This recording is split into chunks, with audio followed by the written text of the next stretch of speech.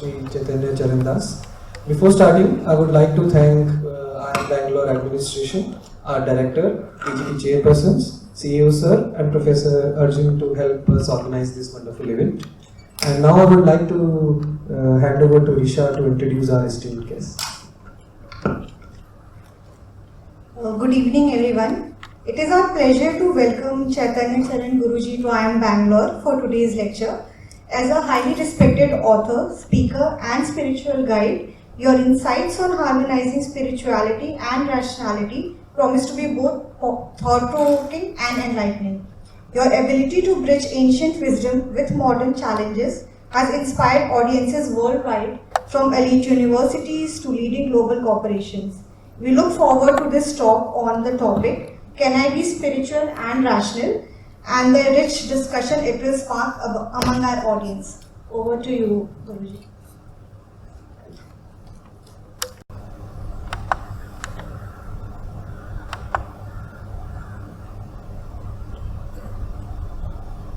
Now, let us try to utter the monosyllable Om, and we try to draw out the part, central part of the Om, and as you're trying to focus on the sound, let that sound envelop your being, let it come into you and spread throughout you.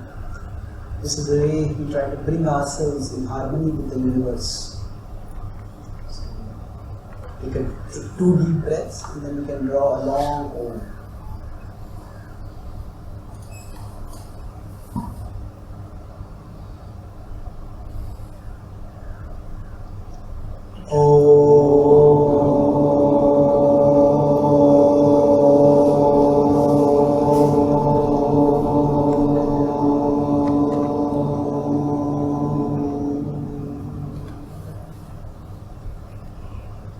Take 2 more deep breaths and once more we chant.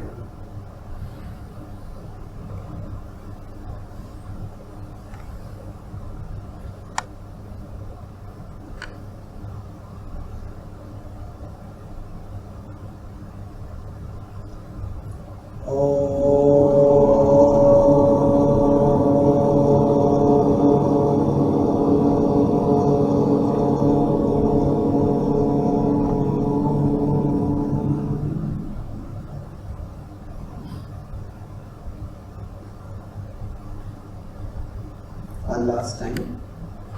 Take 2 deep breaths.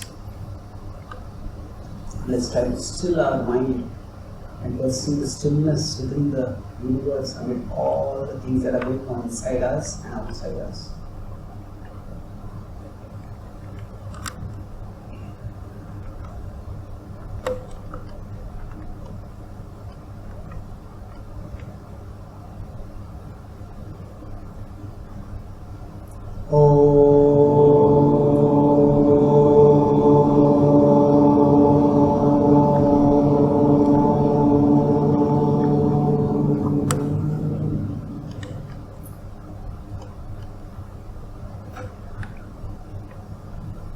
Thank you. You can open your eyes now if you like. So I'll be using this as a whiteboard to write and draw certain things and explain. I'm grateful to be here with all of you today, and I'll speak initially 3 points about can we be spiritual and rational, and then we will have question answers from you as well as from our MC. So I'll offer a sip of wisdom. A sip is here in this context. 3 points, SIP. And so let's begin with what is spirituality. So spirituality is essentially something that different people have different ways of understanding. Our topic is can we be spiritual and rational? So if somebody asks you what is spirituality, what would your answer be? You would like to share?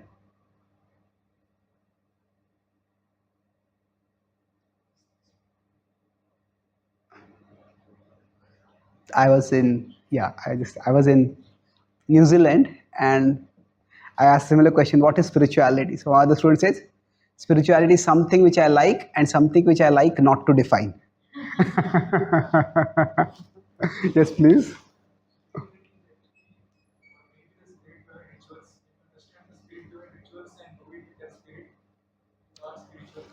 Okay, so we understand the spirit and then we do certain practices, the rituals. Okay, that's a very clear and concise explanation. Thank you.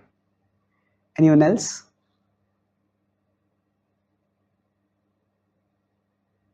Yes.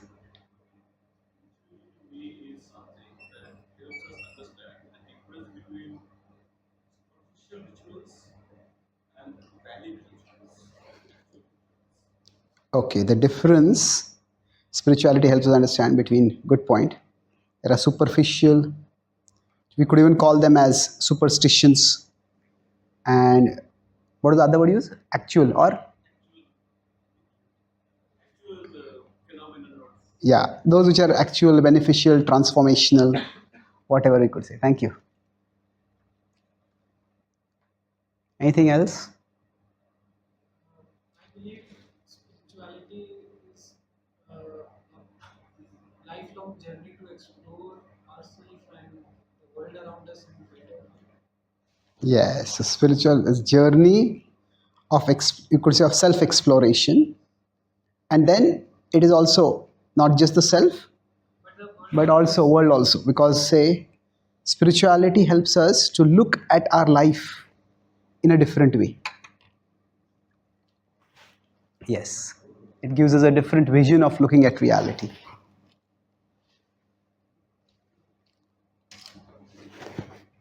Maybe there it is getting disconnected. Anyone else? Yes, please. Has to do with the soul, be it connection with the inner peace or be it connection with the God or something, but something that has to do with the soul of a person. Yeah, it is largely connected with our inner world. So there could be the soul, there could be God. So it is.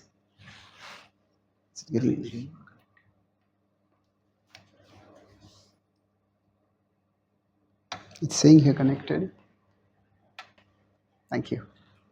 So Spirituality is like something abstract. I have not given it a full thought about it. But what I think is people say spirituality helps them.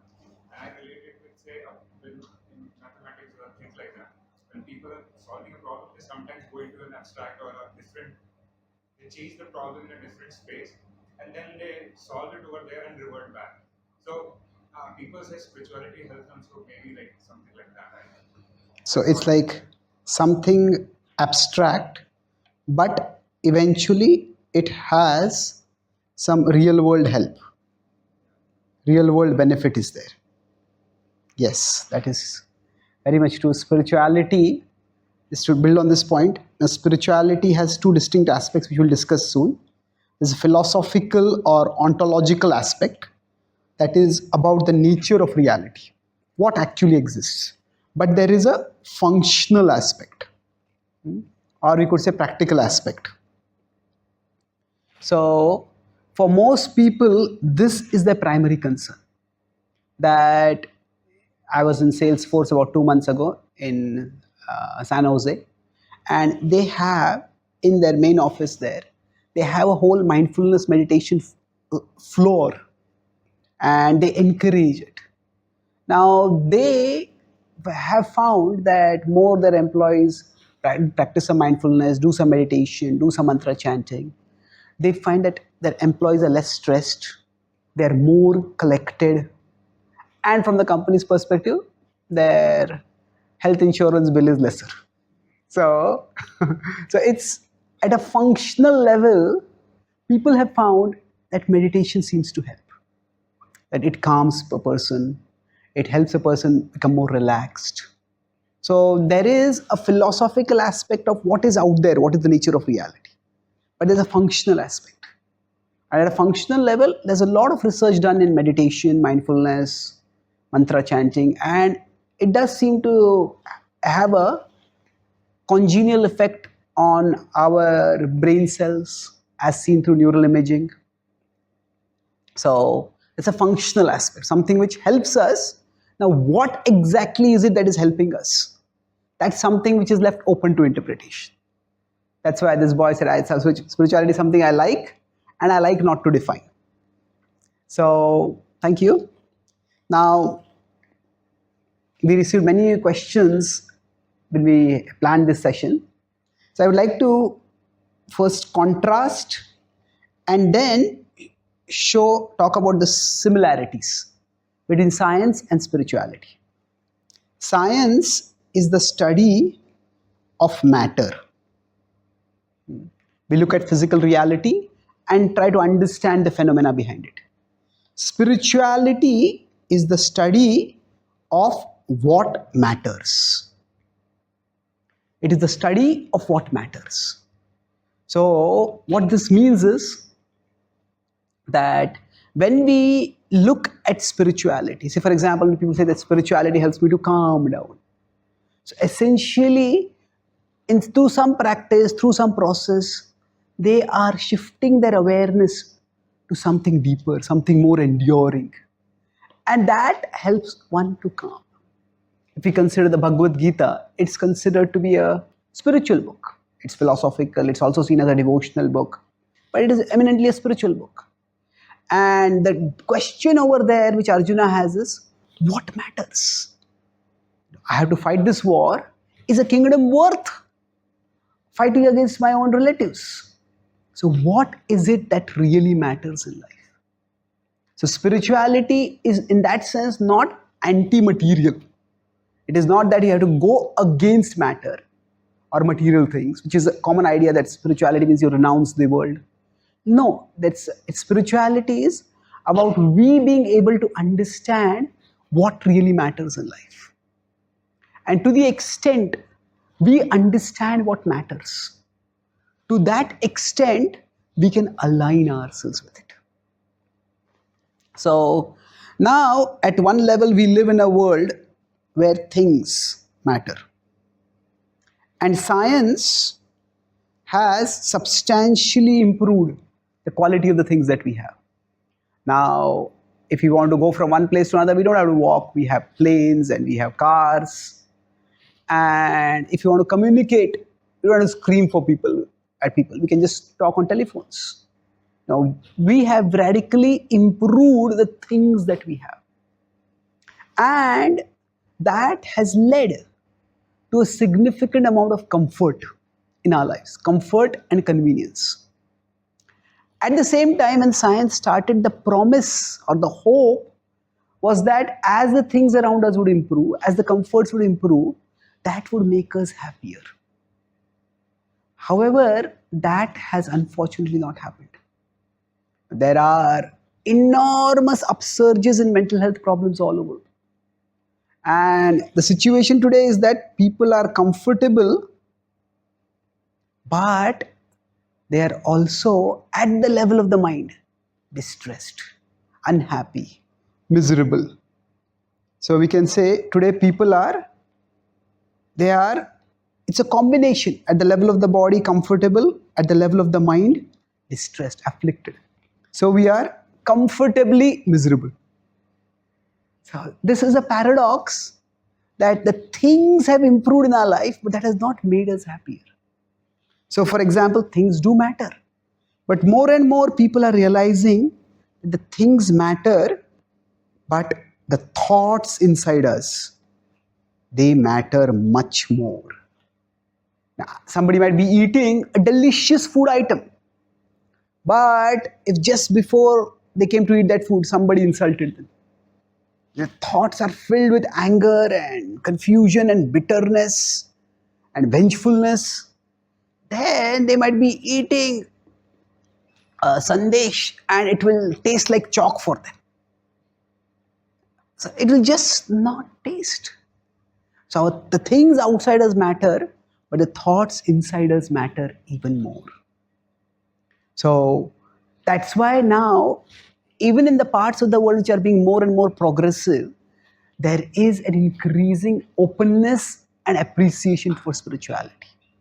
Because science can improve our outer world.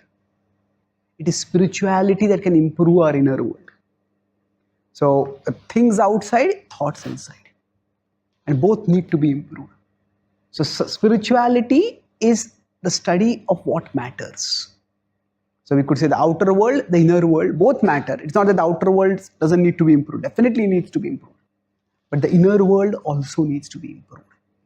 And that will determine the state of our being much more than the state of our outer world. So now the question comes up, what exactly is this inner world and how does it really matter?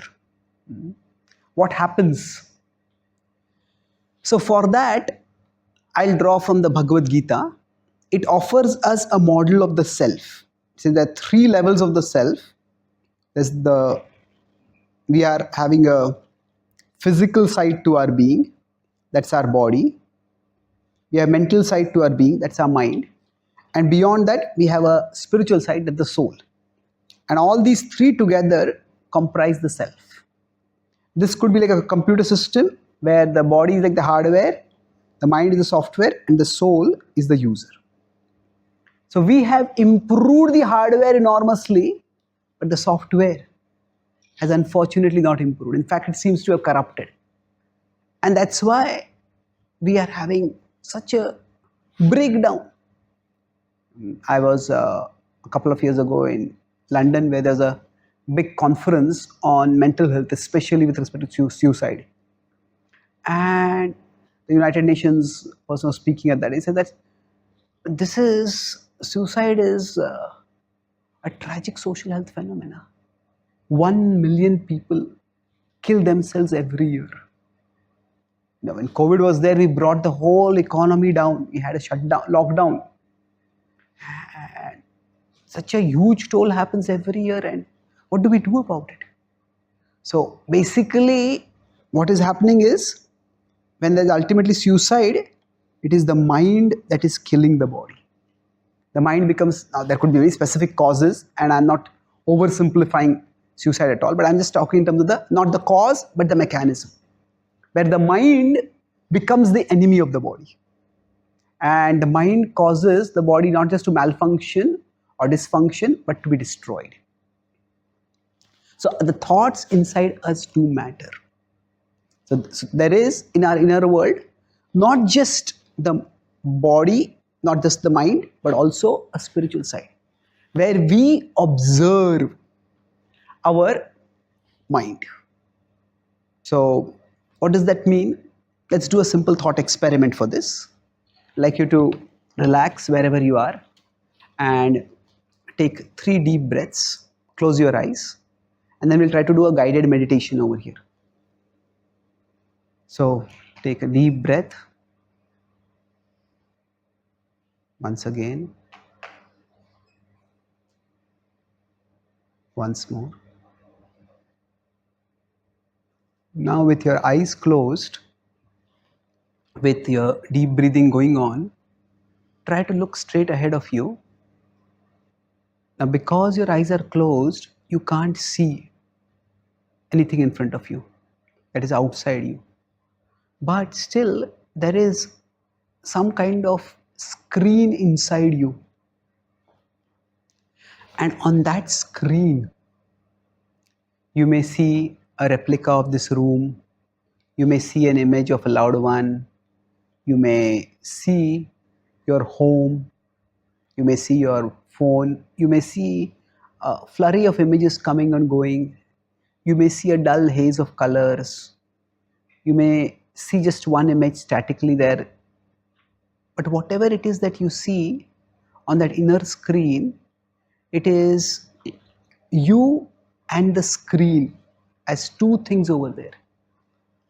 Now, while you are looking at that screen, try to take a step back so that you can catch sight of the person who is looking at that screen. I repeat, there is an inner screen and there is an inner seer of that screen. So as you are looking at the screen, try to step back and catch sight of that inner seer. Try once again. you'll notice a paradox. Every time you step back, that seer steps back with you. What you are looking for is what you are looking with. So that inner screen inside you is your mind. And that inner seer is you, the spiritual essence of who you are. So you can take a deep breath and gradually open your eyes.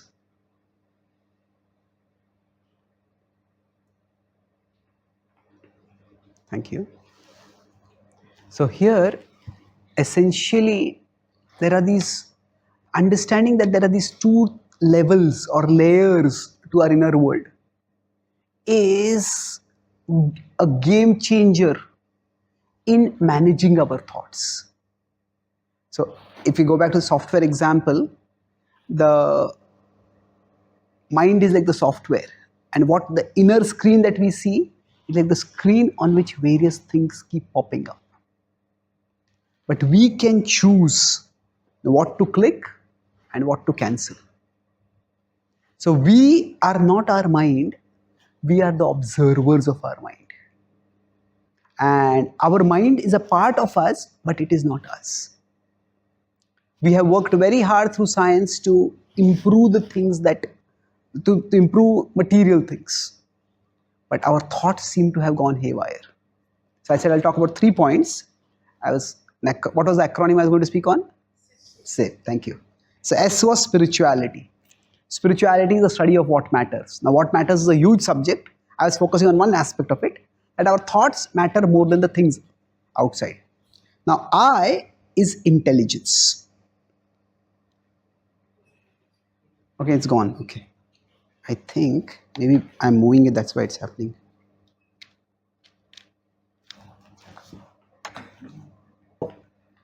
Now, intelligence can have many different aspects to it. We could talk about the intelligence quotient.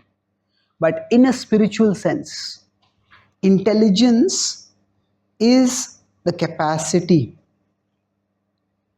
to see beyond the things that glitter to the things that matter.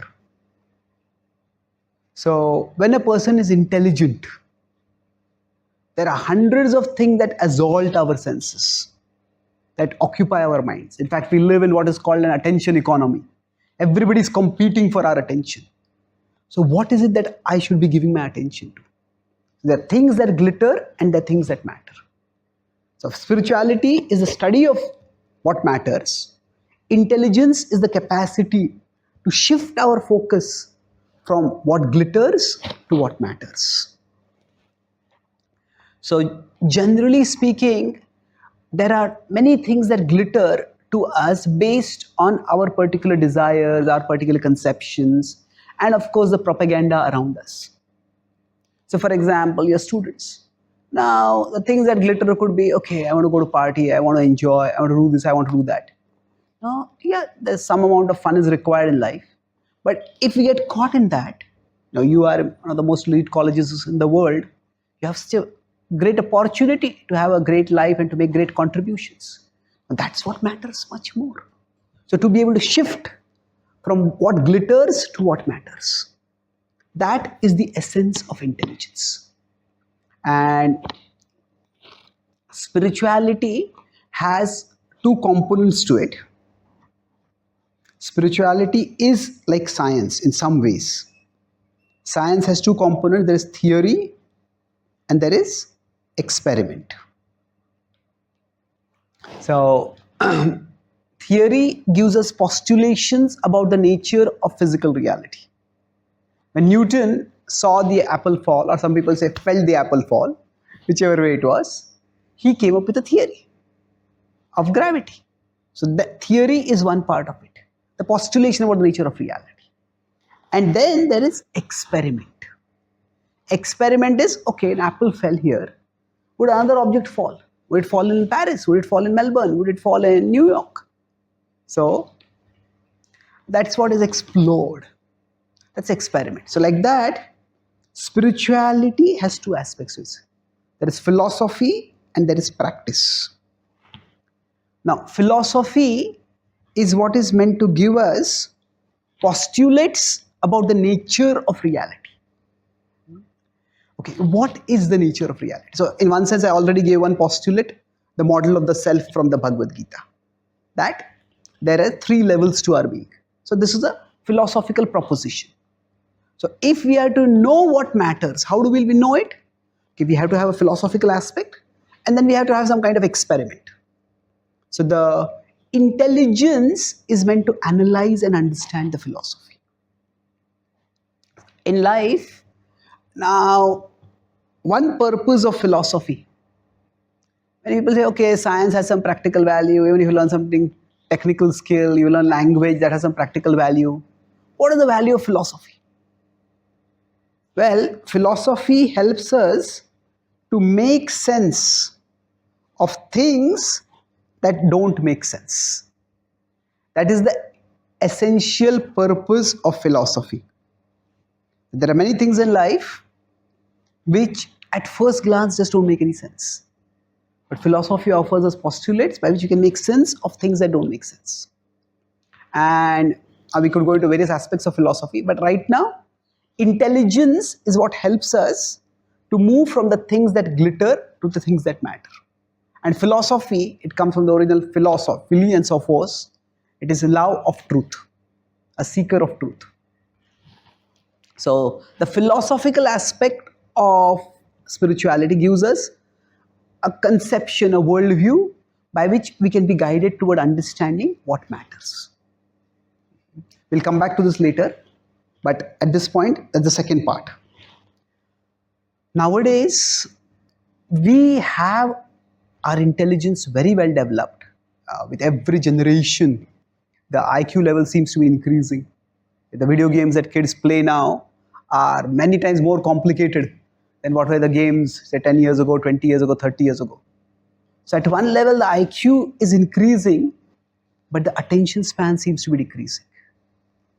And while we have a greater capacity to process complexity, our capacity to focus seems to have eroded. And it presents a paradox, but the intelligence in terms of understanding what really matters, that may not be that much there. I saw a cartoon recently. A man is telling his friend that yesterday my broadband internet went down. So I spent some time with my family. They seem to be like nice people. So it's as if we don't even know what kind of people they are. Because of, say, so much pervasion of social media, we might be more aware of what is going on in Chile than what is going on in our own children's life. We might be more aware of what is going on in Serbia than what is happening in our spouse's life. We might be more aware of what is happening in Niger than what is happening in our neighbor's life. So we have become quite disconnected. What really matters, we are going away from that. It is not that there is no intelligence. Certainly, the development of social media requires a lot of intelligence. Even the using social media requires a certain level of intelligence. But through that process, are we losing track of what matters? So intelligence is meant to help us focus on that. And I said last P is, in the acronyms, P is purification. Now what the purification has a religious connotation, but I am using it more in the functional aspect of spirituality. Purification essentially leads to an alignment between what matters and what we feel matters. When there is an alignment between these two, that is the essential state of purity. So for example, if somebody has an impurity, say in the traditions across the world, greed is considered impurity.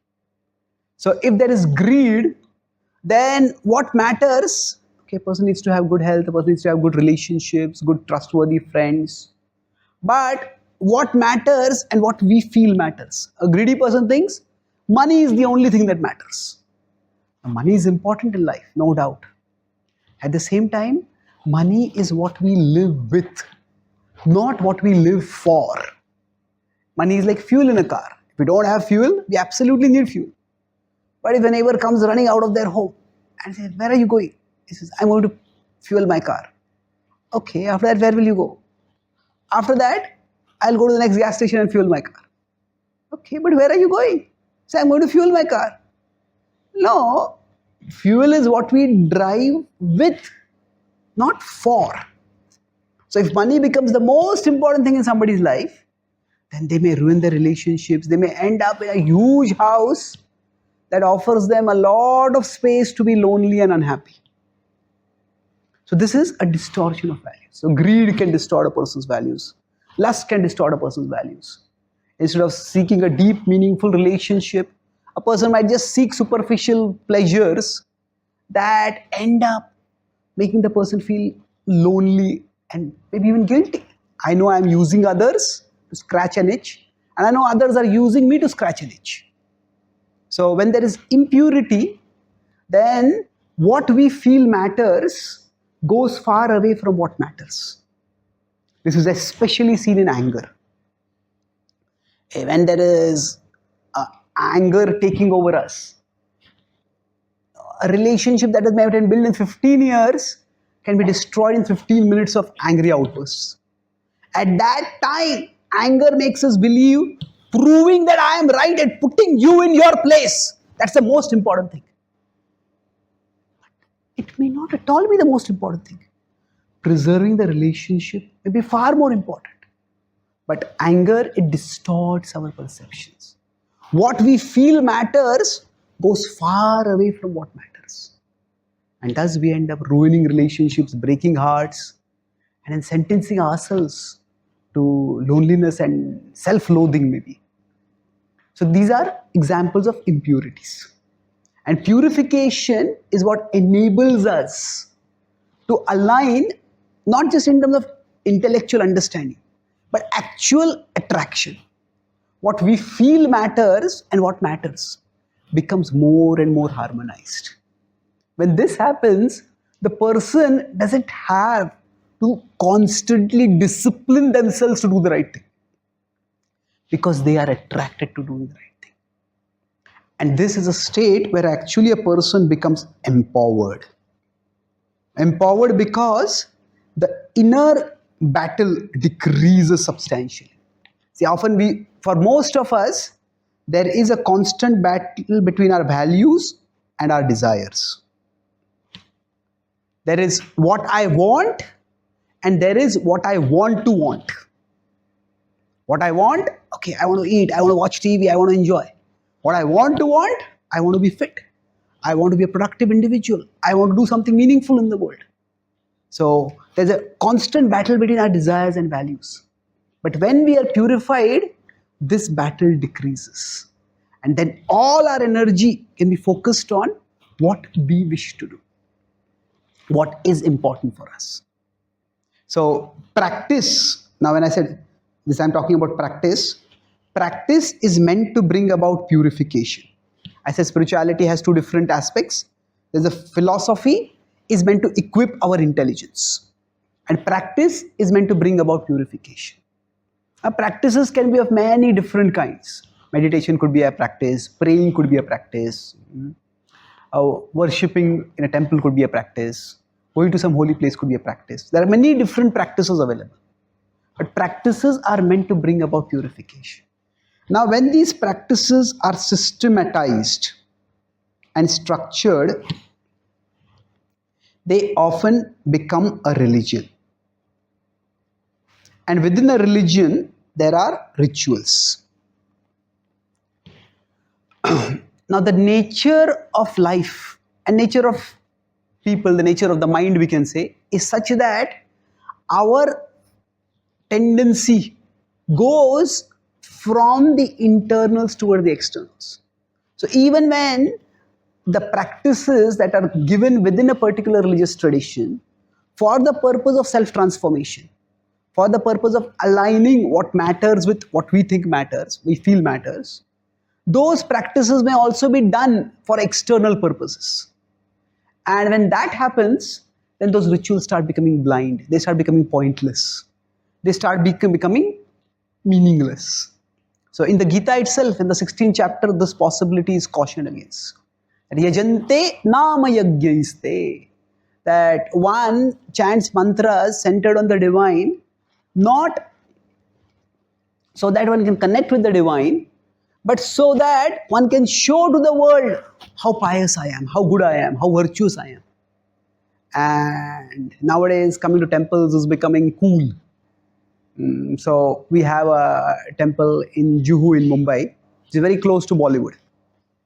And many Bollywood celebrities, especially Janmashtami, they come to the temple for darshan. Now those who come, that's wonderful. But how many of them come to actually have darshan? And how many of them come and then they put them on their Insta and people say, oh, you're such a nice person, you go to temple also. So how many of them are coming to have darshan and how many of them are coming to give darshan? Now, I'm not criticizing anyone particularly, but it is a possibility. So, when things become ritualistic, at that time, rituals, they become a social cosmetic. Like we wear cosmetics so that we can look better. So like that, people start doing rituals just so that they can look better in others' eyes. And if the rituals don't make you look better, then what is the point of doing the rituals? Then they become just pointless burdens. They become dead weight. And then they are discarded. So the purpose, I'll conclude with one last point about rituals. Nowadays, the word rituals has acquired a negative connotation, especially when we use the word ritualistic, which is mechanical, done just for the sake of doing it. But there is repetition, and repetition can be in two different senses. There is rituals and there are routines. Now, routines, for example, maybe we have to do our laundry. No, we have to do our dishes. We may have to clean our room. There are certain routines that we have to do on a regular basis. When we are doing routines, the point of it is to just get the thing done. So routines don't necessarily require much attention. Now we could be doing our dishes while talking with someone on phone, maybe while watching TV, while hearing some audio book. We could do routines in a way, the point is to get the things done. But in rituals, actually the point is exactly the opposite. The point of the rituals is not just to get the thing done. Say for example, if I take 3 deep breaths, well, that's not deep breathing, that's Kapalbhati. That's not the point. So here, rituals, the point of the rituals is to get the experience. The point of the ritual is to slow ourselves down, to calm our consciousness, and to get the experience. So rituals, when they are done as spiritual practices, they connect ourselves with a spiritual reality, with the core of ourselves, with the divine who exists inside us. And when that happens, then the calming, uplifting effect starts coming. So rituals, if they are done properly, one of you started by saying that spiritual. So when we do our spirituality properly, rituals are done not just as routines. For all of us, I said that there is the outer world and there's the inner world.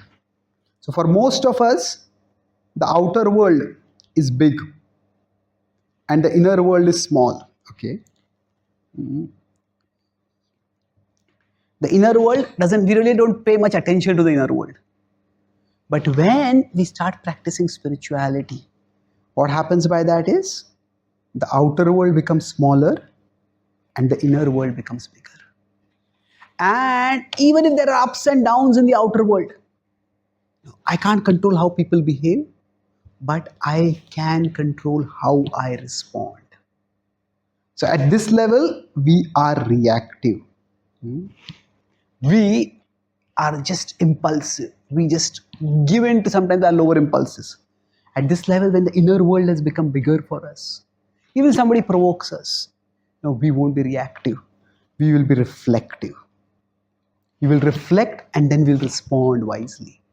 So the test of spirituality, there could be many tests of spiritual growth, But one of the tests is how much do the ups and downs of the outer world affect us. That if we are stabler and steadier when we face ups and downs, then that is a fair indicator that we are internally connected with something bigger, with something deeper. And so that's how I said spirituality improves our inner world. Science can improve the outer world, spirituality can improve our inner world. So I'll summarize the 3 points I discussed. So I talked about the SIP as an acronym to give a rational explanation of spirituality. So S was what? Spirituality itself. So spirituality is the study of what matters, as contrasted with science, which is the study of matter. And there we discussed about how thoughts, for example, matter more than things. And we want to improve things, but we also want to improve thoughts much more. And then, after discussing, we discussed about I was intelligence. So intelligence is what enables us to move from the things that glitter to the move to things that matter. So once we understand what matters at a philosophical level, then we can move towards it. And then there is purification. Purification is where we become attracted to what matters instead of what glitters. So essentially, science has these two limbs, theory and experiment. Spirituality has two limbs, that is philosophy, which nourishes our intelligence. And then there is practice, which brings about purification. So purification essentially means that our desires start aligning with our values. And the way we know that we are spiritually growing is that we will be less affected by life's ups and downs. Whereas the world was very big and everything that happens in the world shakes us up previously. But when we grow spiritually, the world becomes smaller and our inner world becomes bigger. And thus, life's ups and downs can be faced with greater maturity. So spirituality in this way is internally empowering ourselves to face life's external challenges. Thank you very much.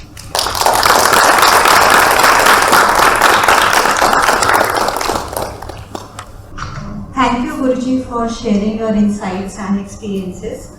As we explore the intersection of being spiritual and rational more, we have received some questions from the students and faculty members in our audiences today. So maybe I'll take 2-3 of those questions and then we can move to the audience for the Q&A round. So the first question is about doubt and spirituality, which is very common when it comes to a topic, especially like spirituality. So could you share your thoughts on the role of doubt in our spiritual journey and whether doubt serves as an obstacle or a catalyst in our journey of spirituality? It's a very important question.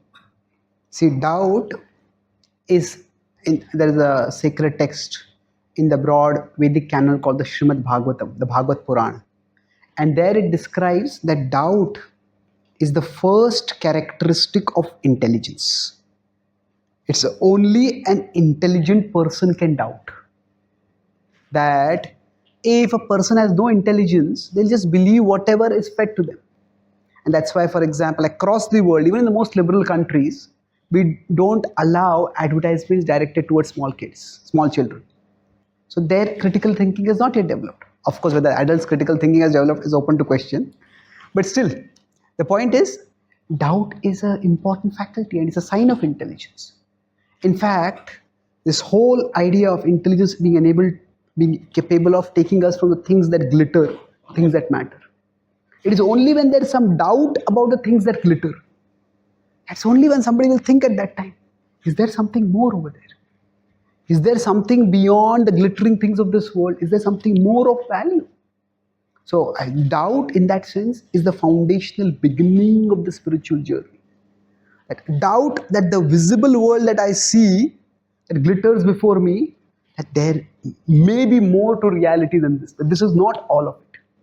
So you could say doubt is foundational. Without doubt, there can be no spirituality. Having said that, once one begins on the spiritual journey, it's an exploration of what is invisible. So when I said we make the practice gradually gives us experience.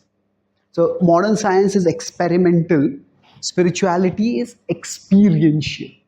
The experience of higher reality, experience of the transformation within us, that's what spirituality is about. Now, while we are going on this journey, there is a role for faith and a role for doubt. So faith is like the accelerator if we are in a car, and doubt is like the brake. Now, if somebody is driving in a car with only the accelerator, that's dangerous. So that's like if a person has only faith without any critical thinking capacity, then that faith degenerates towards blind faith. And the person often the car goes on a destructive track. We see across the world, religion has been weaponized by self-serving, corrupt people to incite common people towards violence. So the people who do not have critical capacity for thinking, who do not doubt, they just buy into whatever their teachers are telling them, and then that takes the car of their own religious life on a destructive track. Either a self-destructive track or even a world-destructive track. So faith and doubt are like two parts of a car's driving mechanism. So only faith without doubt, that is not healthy. See, the Vedic tradition, there is Shraddha talked about, but the beginning of the spiritual journey is Jignasa. It's not faith, but it's inquiry. Athato Brahma Jignasa. And that virtue of Jignasa is seen throughout. The Gita is a call, contains the importance of faith, but Gita also has Arjuna asking logical questions and Krishna giving logical answers. So now we go to the other side, that if there is only doubt and there is no faith, it's like trying to drive a car with only the brakes. We will get nowhere, we'll only waste fuel. So if there is only doubt and no faith, then a person gets nowhere. Now we can start doubting everything, including our own existence, the existence of people around us, the existence of the world, the existence of meaning in life, and that leads to cynicism. So you could put two extremes. There is only faith without doubt. That leads to extremism, religious extremism. On the other hand, if there's only doubt without faith, that leads to cynicism. Now, skepticism is good, but cynicism isn't. Cynicism is where we just deconstruct everything so that nothing has any meaning. So what we need is faith and doubt. They both exist simultaneously in a constant dialogue with each other. Hey, this does not make sense to me. Hey, this has made sense to me this far, so maybe let me take one step forward. So here, in faith, we could differentiate between two categories of faith. I already said blind faith, and there is rational or reasonable faith. Reasonable faith has two characteristics to it. It is sensible and it is verifiable. So when I go to a doctor and I say I have stomach pain, at that time the doctor tells me, okay, take this pill. Okay, what will happen? In 3 days you will feel better. What is the problem? Oh, there's too much gas in your stomach. Okay, that makes sense and I can try it out. After 3 days, do I become better? If I don't, then either I go to the same doctor to check or I go to some other doctor. So now when we are taking a pill, we are actually having faith. When the COVID was there, we took vaccines. It was an act of faith. But so faith can be sensible, and that means sensible means it makes sense to my intelligence. Verifiable means I see the desired effect happening. Similarly, spiritual faith and spirituality can also be sensible and verifiable. And in that sense, it will be rational. That was really insightful. Thank you. There's another question, which is, I think a lot of us can relate to this question here, which is, if my significant other doesn't approve of my spirituality, in that case, what should I do? Do we reconcile the conflicting parts, or do we even have to make a choice in that situation? See, in the Bhagavad Gita, in 12.15, Krishna says the characteristic of a spiritually evolved person is Yasman no dvijate loko, lokan no dvijate chaya. He says one who doesn't disturb others and one who is not disturbed by others. Now, normally speaking, for what happens in our interactions, especially if it's a close relationship, I do see something which disturb the other person does disturb me. And that's what naturally happens. But it's interesting, here the Gita is talking about a spiritually evolved person should be able to function in a way that is undisturbing and undisturbed. So how does this happen? Essentially, in any relationship, if you see there are maybe a dozen interactions, but dozen major things over which you interact with each other. So now there may be some things which are non-negotiable for me. Now this is what I want to do. This is what I'm going to do. This is important for me. And there are some things which are non-negotiable for the other person. So now in between the things are negotiable. So if we are in a relationship with someone who does not approve of our spirituality, if they accept that my spirituality is non-negotiable for me, I'm not going to impose it on you, I'm not going to guilt you into practicing my spirituality, but this is non-negotiable for me, and they respect that. When I say the other person will say I'm not interested in this, and that is non-negotiable for me, that's fine. See, there's one thing, everybody has been given free will, and that is not given by the country, that is not given by the government, that is given by God. It's intrinsic to each one of us. So no one has a right to impose spirituality on anyone else. We can share our spiritual experiences, our wisdom, and if they're inspired, they can take it up. So as long as the other person is not imposing their non-spirituality on us, and we are not imposing our spirituality on others, then our spirituality can be one part of our life, and that can be due priority to that. Say, okay, I want to wake up every day and do some meditation. I want to go for some spiritual programs. And the person may not come, but they don't interfere. They don't stop that. Then our spirituality does not have to interfere with that relationship. Who knows, with time, our spirituality may make us a better human being, may make us a better partner. And seeing the change in us, the other person may become inspired. You know, really, what is the spiritual stuff that you're doing? Earlier you're complaining so much. Now you're so much calmer. So often in spirituality, what happens? Conflicts happen among various religious traditions because people are too busy proving that I am better than you. My God is bigger than your God. My religion is better than your religion. But actually, the focus should be on improving, not on proving. So if we are improving ourselves, then our actions will speak louder than our words. Don't tell, there's this common saying in this new age spirituality, don't tell me what you believe, show me how you behave. So who knows, our spirituality may rub off on our partner without ours having to impose it on them. Thank you for that. So now switching from our personal lives to more professional selves, workplaces these days often prioritize rational thinking or emotional thinking over spirituality. So do you think, how can spirituality play a role in an environment like that? And it may seem that it is less relevant in such situations, but it might be the most relevant thing to have in that situation. So what should be our approach? Spirituality, if we see in the past, When, say, people were fighting wars or whatever, physical strength, brute strength was more important. As we have evolved, intelligence has become more important. So IQ was prioritized. Now, as we are further developing our self-understanding, when I say IQ alone is not enough, EQ is also important. So now gradually another concept called SQ is also coming up, spiritual quotient. Now the idea is that we are spiritual beings.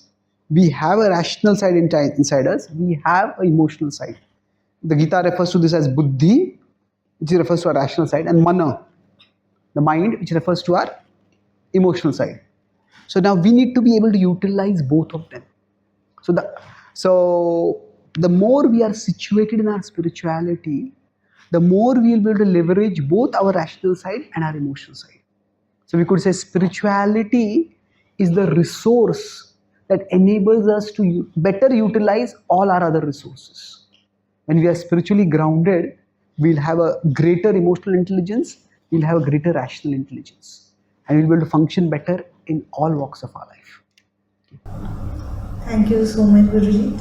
We now open floor for audience's question. If anyone has anything, any question they want to ask.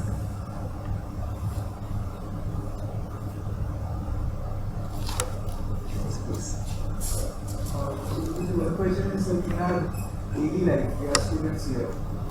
Practice, we are not so much involved in let's say spiritual world, and we are a bit disconnected, so as to say, even in our rituals. Now, how do we kind of inculcate these into our routine? What difference can this make in our routine lives, so that we are inclined to practice more of spirituality in our let's student life? So I talk about spirituality as having these two aspects, philosophy and practice. So this is a phase when you're studying and learning. So one aspect which you could study and learn about is philosophy. So study wisdom texts like the Bhagavad Gita. Nowadays things are available in audiobooks, in podcasts. So try to spend some time hearing this. Even if you spend say 15 minutes in a day, let me read some wisdom text. Now you will find that over a period of time, the amount of wisdom that you will get will be a lot. And then with respect to say meditation, mantra chanting, we did something chanting of Om. In our tradition, we chant the Hare Krishna mantra. So we do some meditation. We start with 5 minutes, we start with 10 minutes. So the idea is that consistency will bring about a greater result than just quantity. We want to change the programming of our mind. Our mind gravitates toward the things that glitter. Meditation helps us to experience the things that matter and how they help us actually feel better. So incremental steps. Start with 5 minutes. 5 minutes of some reading of wisdom text, 5 minutes of some mantra, some meditation practice. And see what benefits come.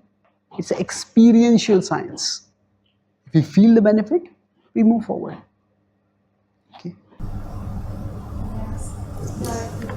mentioned that there are three parts of the Gita mentions that there are three bodies, the physical, the mind, and the spirit of awareness and consciousness. So as I understand that the breath connects the body to the mind. Can I say that?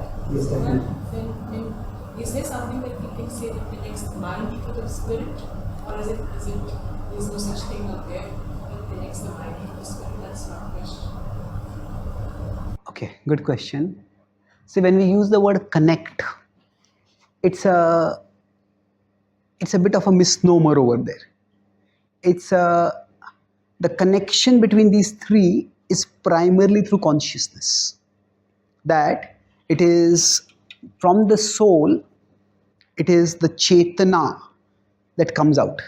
If this is the soul, the light source, and the beam of light coming from it is consciousness. So from the Atma comes Chaitanya. And it is the Chaitanya that links the mind, the body together. I'll come to your point about breath, but let's start at a fundamental level. That, say for example, when we are absent-minded. So normally when perception occurs, how does it occur? When all three are in one line. So right now you are sitting there, I'm sitting here. You are looking at me, I'm looking at you.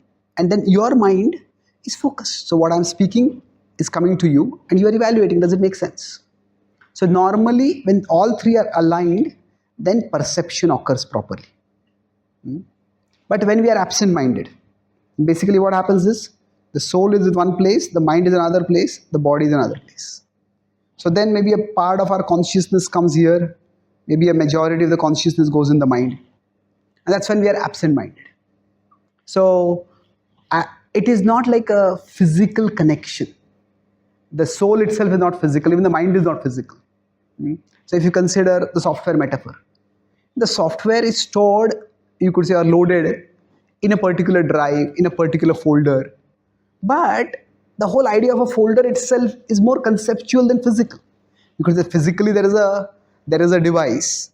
But if I open my computer's drive, I won't see an E drive and F drive and so folders over there, even if I see in a microscope. So all this is subtle. So the connection primarily is through consciousness. When the consciousness is well aligned, the body, mind and soul come together in one harmony. Now having said that, your point is well taken about the role of the mind. Of the role of breath. When the mind is going here, there and everywhere, one of the easiest ways to calm the mind is to focus on breathing. That when we try to focus on our breathing and slow our breathing. So because breathing is something which we constantly do, our breath is constantly with us. When we focus on that, then that focus itself causes the mind to slow down. That is a way to calm the mind. So rather than saying specifically that the breath connects the mind and the body, it is rather the breath is a very powerful tool for us to get a handle on the mind. Which is otherwise, at the level of thoughts, I may try to control my thoughts. The mind, I don't think about this, don't think about that. It's very difficult to do that. But through breathing, we can do that. Essentially, we could put these three in a hierarchical level. The soul is here, the mind is here, and the mind is intermediate, and the body is here. Now sometimes stormy emotions, desires come in the mind. And when that happens, our mind just gets swept away. So if that is happening, at that time, there are only two ways. If there is a storm, then you just can't stop the storm. So the only two ways to deal with the storm is to get out of the mind. We get out of the mind by either going down to the body or going up to the soul. So when we go down to the body, that means we focus on doing something physical, consciously, attentively. And then, although the mind is disturbed, if our focus is on something physical, then the disturbance of the mind doesn't disturb us so much. That's what happens through breathing. Somebody may have insulted me, somebody may betrayed me, I'm immensely agitated. My mind is agitated. I'm agitated means agitation is there in my mind. But if I start breathing deeply, then the agitation may still be there in the mind, but you can say, I am not in the mind. I have got my attention, in terms of my attention, my focus has come to the level of the body. So there are times when we may notice, like if somebody has practiced meditation for some time or has had some higher spiritual experiences, it's almost like, once I had a severe fracture and I was rushed to the hospital. So as I was rushing to the hospital, I was chanting Bhagavad Gita verses. And as I was chanting those verses, I could in one sense feel the pain in the leg where it was fractured, and yet I was not feeling the pain. It's almost as if I was observing someone else, and so there was the pain, but it was not having a direct impact on me. I was concerned, I was going to the hospital, but I was not disturbed, I was not afflicted by it. So what happens is, and similarly at the level of the mind, we know the mind is agitated, but we are not in the mind. We are separate from the mind. Then we don't feel that agitated. So the other way to do it is also to rise to the level of the soul. If somebody has done some sufficient spiritual practices, then they become aware, I am a spiritual being. This is the mind, it is disturbed, but I am different from the mind. So in that sense, access to the mind can be got through the breath. Okay? Thank you. Desires are often fleeting. Desires come and go. Motivation is meant to be steadier. Today I feel like, maybe today I want to become an engineer, tomorrow I want to become a doctor, day after tomorrow I want to become a cricketer. Those are desires. But motivation is something which lasts for a longer time, or it is meant to last for a longer time. And in some ways, desires can be the enemy of motivation. Because when we are caught in too many desires, then we cannot have motivation steadily for any one thing. Now, having said that, you can also say that motivation is a strong desire, it's strong, steady, sustained desire. That is motivation. So, in one sense, this is steadier. But desires, another way to look at it is, often desires are superficial. Superficial means, oh, I saw someone eating this, I saw someone on TV, this person celebrity, they got in that role, I want to go there. But motivation, it is deeper. The Gita explains that if we want to find steady motivation, we look at two things in our life. It's called as guna and karma. That each one of us has a psychophysical nature. So guna, when we have the quality for doing something, what feels good to us. Now feels good not in the sense of drinking alcohol and feeling good. But when I'm doing something, I feel good. Some people like music. When they are hearing music, they're learning music, they're performing through music, it feels good. That is the guna. And karma is what we are good at.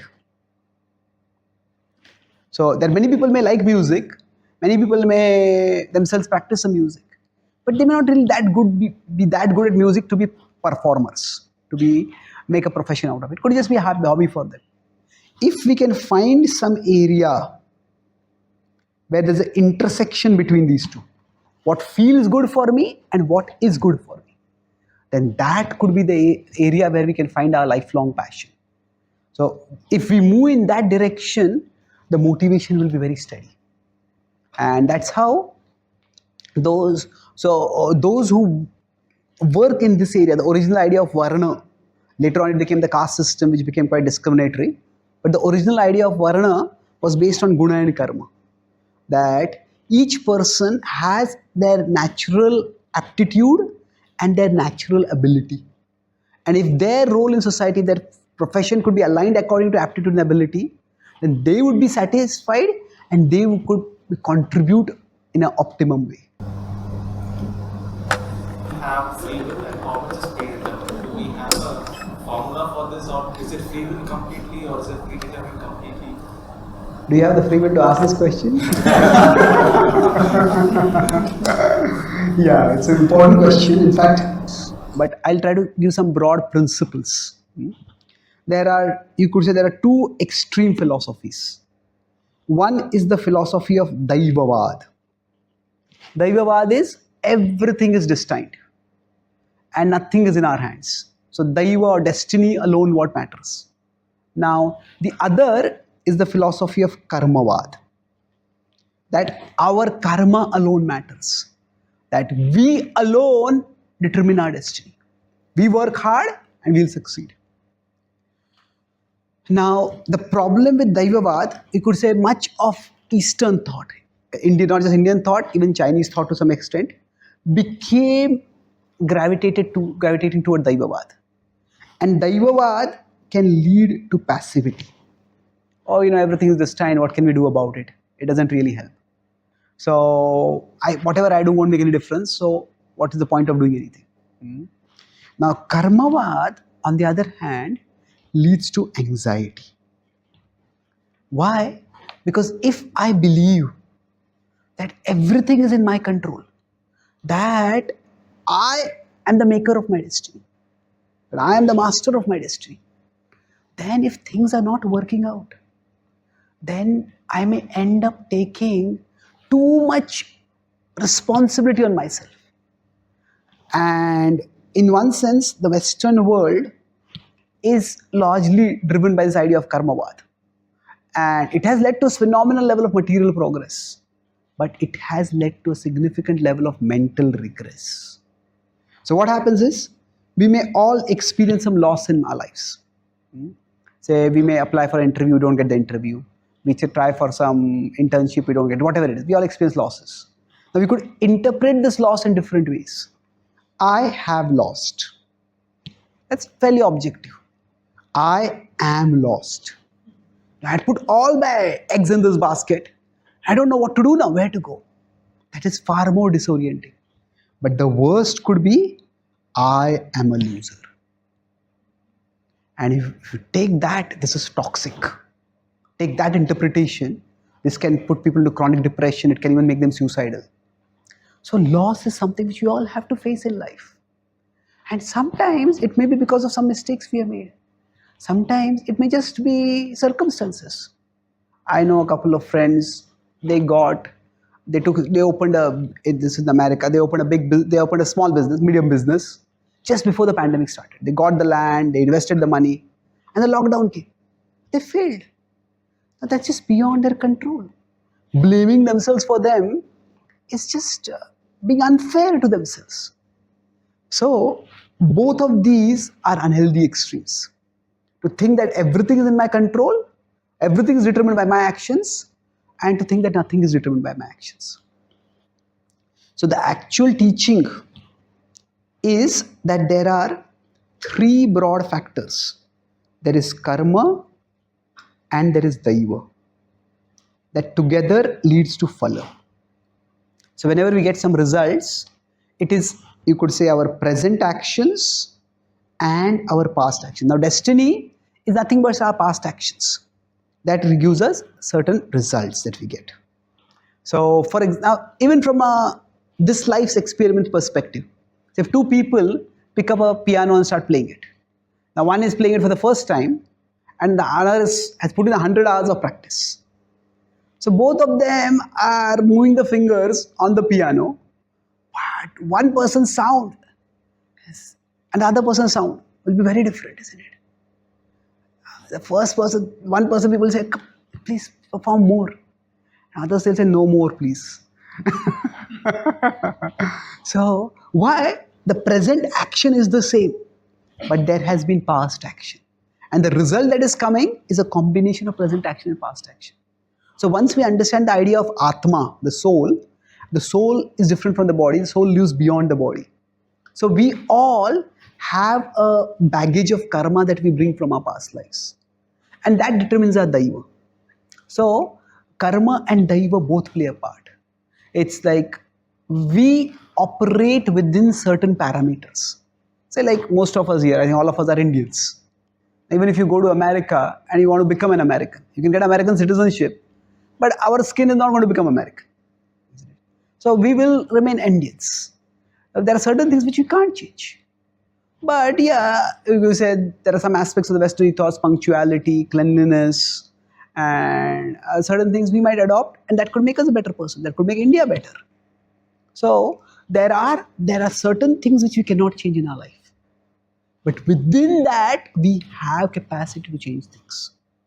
And what we can change and what we can't change, that can also change. That means at certain roles in our life, say if we are children, and we don't control in which family you are born, we can't control what kind of parents we have. So we could say during childhood, the kshetra, the Upanishad use the word kshetra, that is our area of control or influence. That is small. So that same person grows up, becomes a successful person, then their kshetra might become much bigger. And as they grow older, when they retire, their kshetra again decreases.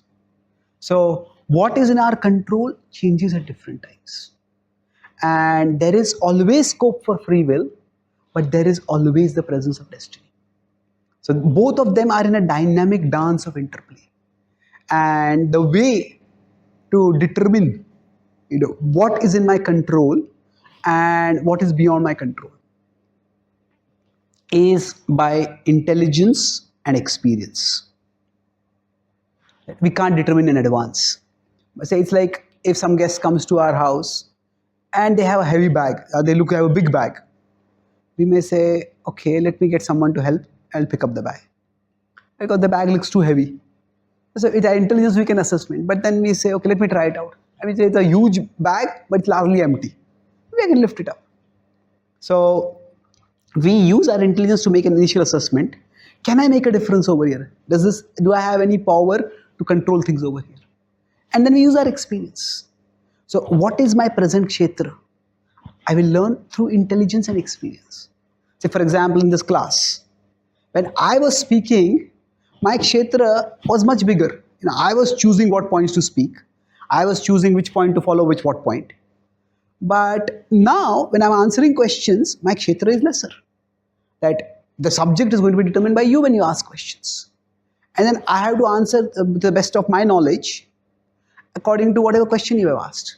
So in that sense, life is like a tennis match. Sometimes we are serving, sometimes we are returning.